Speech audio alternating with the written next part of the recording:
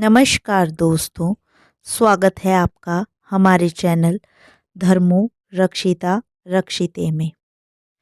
दोस्तों, स्वामी विवेकानंद बचपन से ही बहुत बुद्धिमान छात्र थे।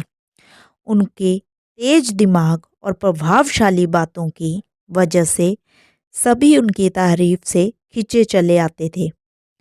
एक दिन स्कूल में स्वामी विवेकानंद अपने दोस्तों से बातें कर रहे थे। बातों ही बातों में स्वामी उन सबको एक कहानी सुनाने लगे। उनके दोस्तों को कहानी अच्छी लग रही थी, इसलिए सभी ध्यान से सुन रहे थे। विवेकानंद कहानी सुनाने में और उनके दोस्त उसे सुनने में इतना खो गए कि किसी को पता ही नहीं चला कि कब मास्टर जी क्लास में आ गए। मास्टर जी ने क्लास में आते ही बच्चों को पढ़ाना शुरू कर दिया।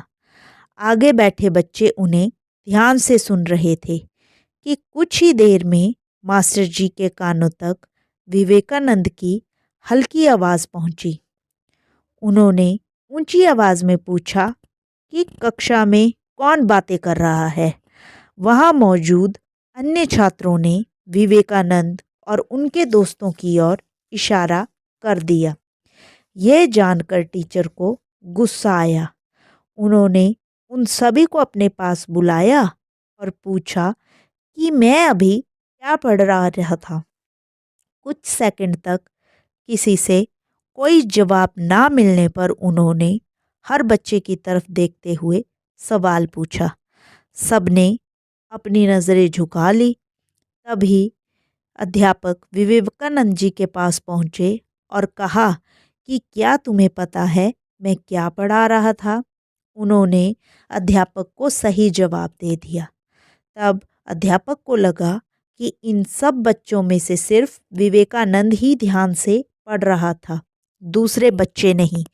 ये सोचते ही मास्टर जी ने स्वामी के अलावा अन्य छात्रों को अपने अपने बेंच पर खड़े होने की सज़ा दे दी। सभी ने अध्यापक की बात मान ली और बेंच पर खड़े हो गए। कुछ ही देर में स्वामी विवेकानंद जी भी अपनी सीट में जाकर बेंच पर खड़े हो गए।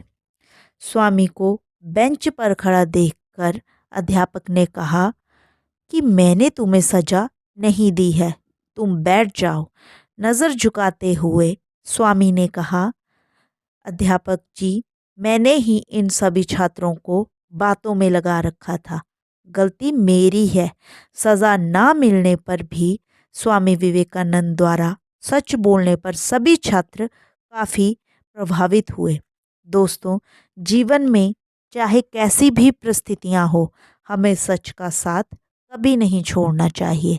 अगर आपको हमारी ये कहानी पसंद आई हो तो हमारे वीडियो को लाइक करें और हमारे चैनल को ज़रूर सब्सक्राइब करें। राधे राधे।